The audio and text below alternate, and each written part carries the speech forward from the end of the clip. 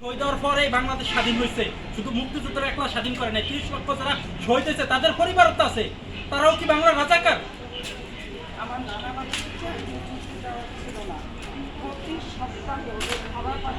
আমার কাকার মুক্তিযোদ্ধা ছিল, আমার কাকার বই যে রাজাকার হয়েছে সেই মুক্তিযোদ্ধা।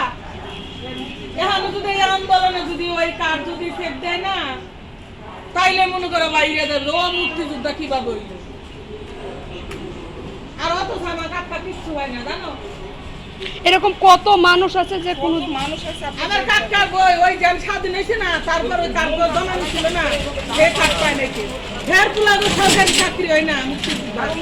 আর যেদিনা রাজাকার ওরা মুক্তিযোদ্ধার কার্ড চুরি করে নিয়ে এই যে পুলাহানের চাকরি হয়েছে সরসিনাপির যে গ্রামে সরসিনাপির বলে যে আন্দোলন ওই আন্দোলনের শুনতো সব কাজ তো আগে পূর্বস্থানে চেক দিব না, তাহলে যে কেরা কি ছিল, এই কার্ডটা কারা ছিল, কেন বাইরে সরসিনাপির এত বড় রাজাকার ছিল, তাতে সরসিনাপির মুক্তিযোদ্ধা পায়, সার্টিফিকেট পায়।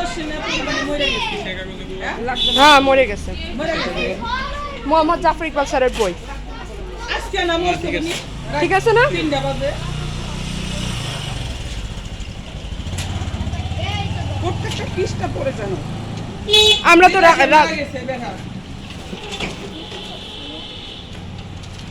অনেক সম্মান দেওয়া হয়েছে এই ব্যক্তিকে, আর সেই ব্যক্তি এখন আমাদের বলে এই যে ধরবে না কইছে কে? জাফর ইকবালের কল্যাণ করতে আছে।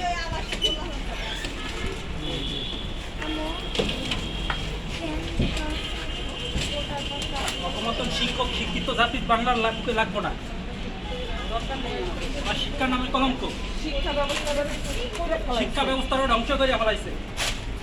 কোনো শিক্ষাই নেই বাচ্চাদের, কি খালি করায়।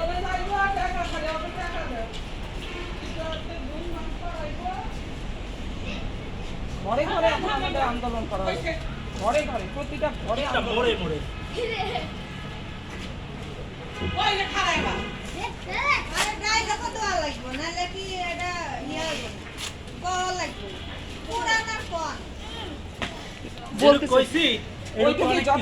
বলছি একলা জাফর ইকবাল আর একলা মুক্তিযোদ্ধারা এই বাংলার মাটি যুদ্ধ করিয়া স্বাধীন করে নাই। ৩০ লক্ষ যারা শহীদ হয়েছে তারাও কিন্তু এই স্বাধীন করছে। যারা শহীদ হয়েছে তারা তো স্বাধীন করেই শহীদ হয়েছে এই বাংলার মাটি।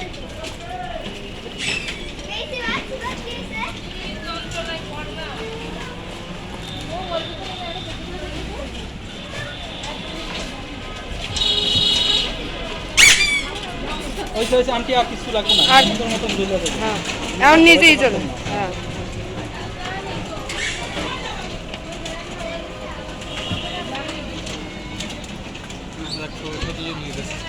আমি চাই প্রত্যেকটা ঘরে ঘরে থেকে এরকম জাফর ইকবালের বই। হ্যাঁ হ্যাঁ, বইটার এটা ঠিক মতো ধরো। এই যে জাফর ইকবালের মাথা পড়তে আছে।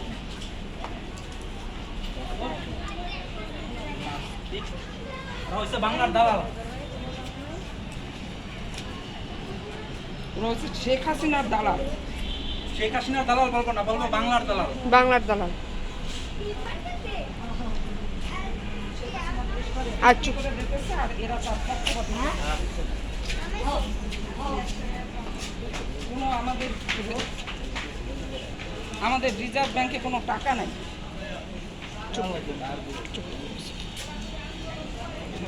ঠিক আছে।